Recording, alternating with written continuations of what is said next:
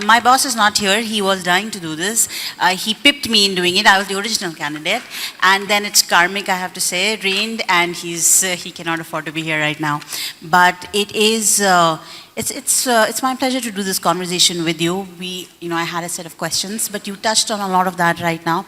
I'm just going to try and build on what we already heard from you today.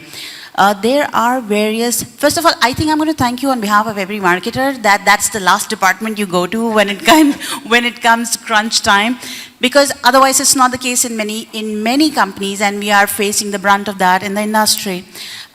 When we talk about strategy, there are various pillars to it. One is prioritization. And we are talking of times of ruthless prioritization. I have to figure out whose phone that is. Whose ever phone that is, we're going to charge you here on. Every time we hear it, everybody here gets a rupee from you. So keep an eye out the next time the phone rings. Apologies about that. When we talk about prioritization, we are talking about ruthless prioritization. How have you, and you quoted the Lafley example. I was a journalist in his first term with the company, which shows how old I am. But we are talking about more and more of that coming in the picture. So when you are making some of these decisions and guiding your company, how do you kind of prioritize, this is where I will have to tighten irrespective? So I think first of all you have to stay true to your strategy, okay, whatever we've laid out. And I think the way we prioritize is which are the must-win areas. Yeah, okay, and in organizations, you would always have people with their pet project which they don't want to give up, where nahi boss iske bina to ye bilkul nahi hoega. So I think one is you have to stay focused on your battles that you want to win in the market. Okay. The second is what is giving you the maximum ROI or return, and I think you have to always keep balancing the short term versus the long term. Okay, because not everything will pay out in the year, but you also need to deliver the year. Okay, you have various stakeholders to manage. And the third thing I have noticed is involve your team. Okay, so I have my leadership team, we all sit together and then we say, okay, these are our must-win battles, this is the pot of money we have, which are the key activities we're going to spend in, okay, and you have to continuously keep reviewing it. Okay, whether it is strategy, like we possibly look at a 5-year frame or where the business is headed in 5 years, but every year we have a check-in on strategy with the board and we reprioritize which are the areas that we want to go after, and within the year delivery also we keep balancing from a prioritization, and sometimes you have to take hard calls. Right. Okay, and as a business leader I have to kind of come in and say no, we will not do this, and people feel a bit unhappy about it, but so be it. It's always tough. A lot of conversations, my brethren likes to write a lot about this domain. Every time, and many of our big highlights are around creativity, around innovation, and people. You mentioned people yourself a few times. Very rarely do we find our headlines or our questions talk about strategy. Too much of a given, we are not discussing it enough. Do you think more attention can be paid? Yeah, I think to me strategy is never a given because the environment is very dynamic. Okay, for example, Dr. Batra touched on Q-commerce, okay, or quick commerce. Yes. 5 years ago it wasn't there. Okay, and suddenly now quick commerce is becoming so big, and as a brand, if you're not kind of participating in that, whether you call it a channel or play, then you're left behind. So I think strategy needs to be reviewed. And each organization should have its own framework of whether you do a 5-year strat build or a 3-year strat build, and then kind of you review it at a regular frequency. And I think at Castrol we've done it time and again. I think a lot of people say oil is an oil, okay, but Castrol for 125 years has always made it that it means much more than an oil. Okay, we were the first ones with monogrades to multigrades. We innovated on route to market with Bazaar channel. We were the first ones to come out with BS6. So I think, and that's all a function of making sure that you're reviewing your strategy at regular intervals and making changes and shifts that need to be made. All right, excellent. Thank you so much.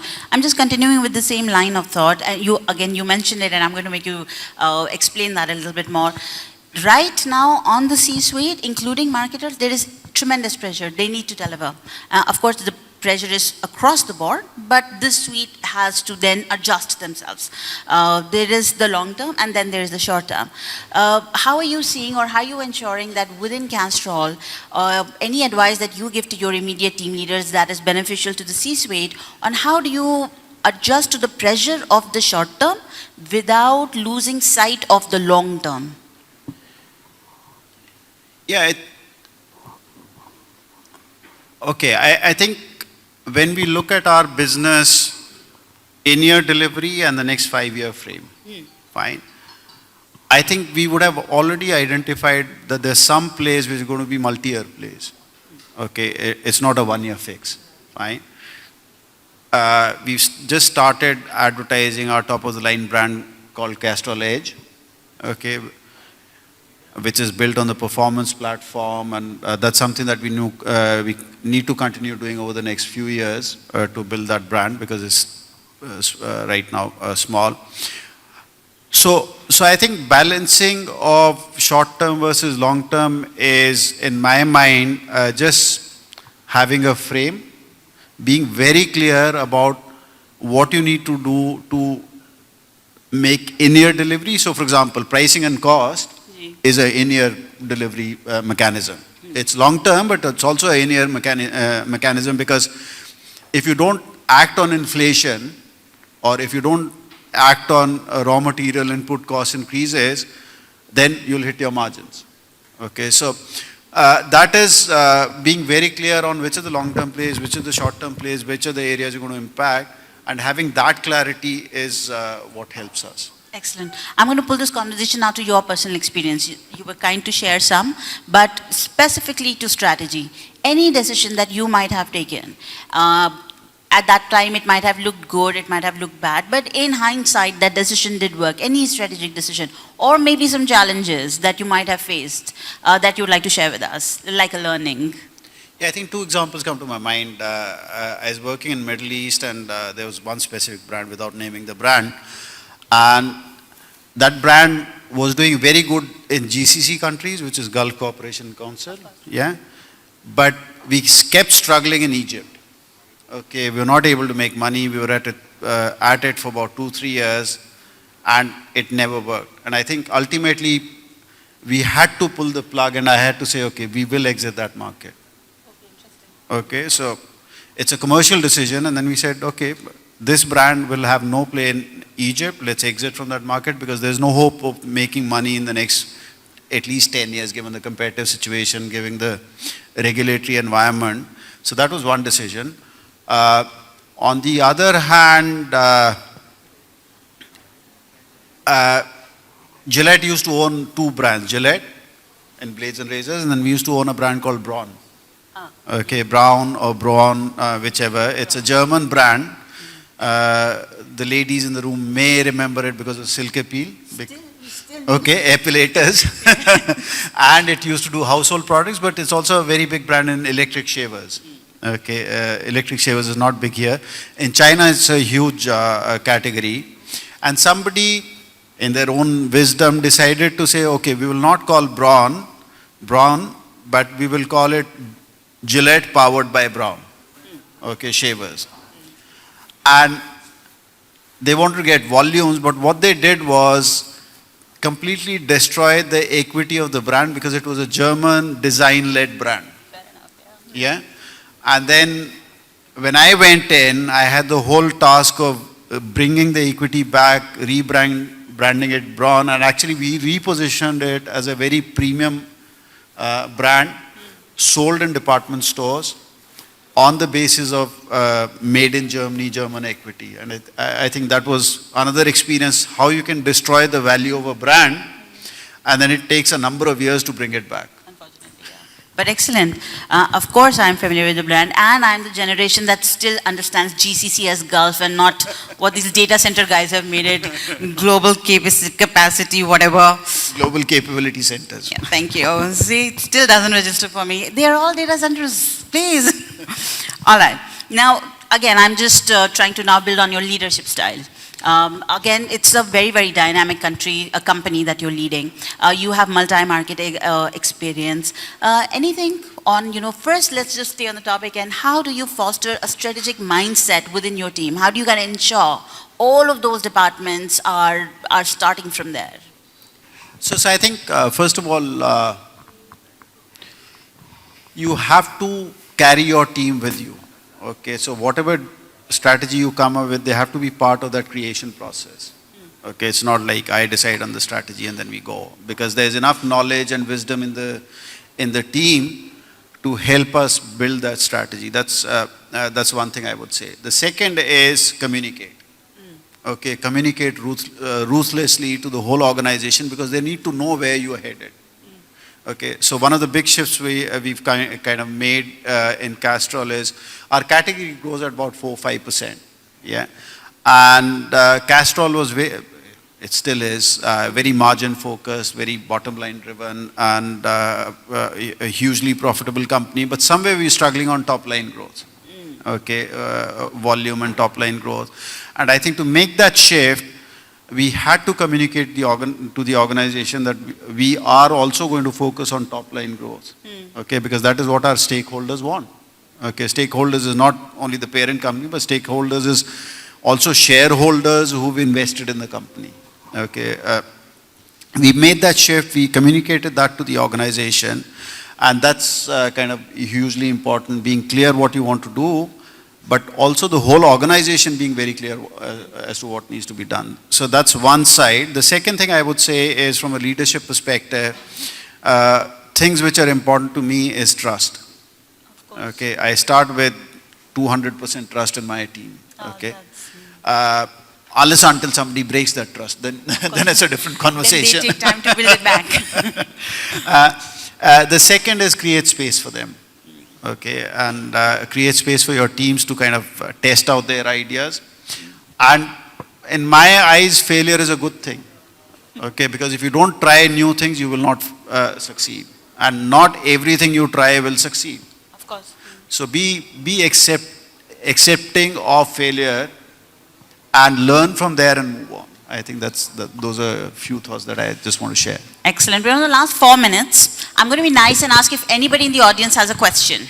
You can think about it for a minute till I still ask him one more question. If you do, just raise your hands, because for the mic to come to you, it will take as much time it took for the mic to come to me, it takes time. So if anybody has a question, you have to identify yourself when you ask the question, and you can think through.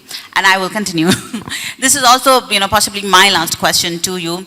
We discussed a lot of it today. We discussed people, we discussed strategy, we discussed different departments, C-suite, and we discussed the bigger picture. Parting thoughts, any big trends, ideas, anything that you think is going to define 2024 for us as an economy, as an industry? I think the good thing is India is buzzing right now. Okay, so there's enough opportunity to create impact and to grow our businesses. So that's one big thing. The second is India is also going to draw a huge pull from a talent perspective. And I think, Fatima, you mentioned GCC or GCH, Global Capability Hubs. 40% of global capability hubs are actually in India. So that whole transition of back offices is actually converting into a talent conversation in the form of global capability hubs. So there'll be enough opportunities for our talent, young talent, to progress. And the third thing I would say is adopt technology. I may not be the right person to say that, okay, but adopt technology, because it is going, if you don't understand MarTech, AI, data science, you're going to be left behind. I think those are my parting thoughts. Excellent, excellent. Anybody had any questions? We still have a couple of minutes. Is Aditya in the room? He likes to run away all the time. We'll find him, yes. All right, we do have a couple of minutes. My MC, oh, sorry, there. Can we have the mic sent to the gentleman here? Do let us know who you are, and shall I think the gentleman here has a question.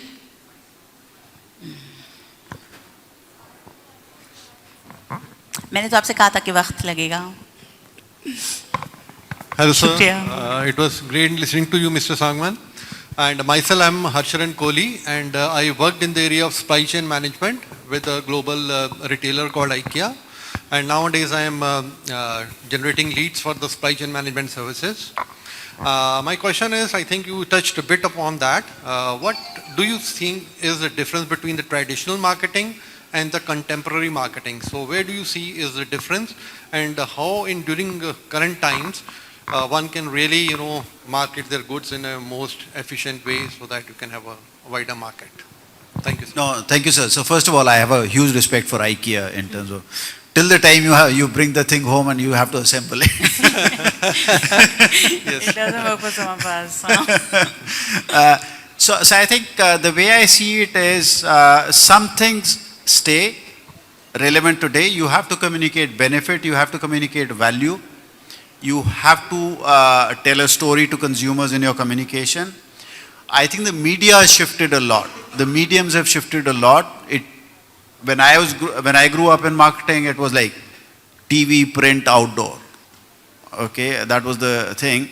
I think today, if you look at a brand spend, possibly TV, print, outdoor, some brands actually don't even use TV, print, outdoor, and the two brands that Anurag was talking about. So the media mix has changed a lot. And the second is, I think there's a lot of data that can help you drive performance. Okay, because earlier we used to get that, what was it? The National Readerships, NRC, yeah. National NRS or Readership whatever. Survey, Yeah, IRS which and used to come NRS. once a year, and then you'll say, okay, this. He knows my age now. That's what he's talking about, NRS and IRS. Okay. Whereas today you can read in terms of, okay, you served an ad and how many impressions you've got and what is the conversion cycle. So I think that shifted a lot.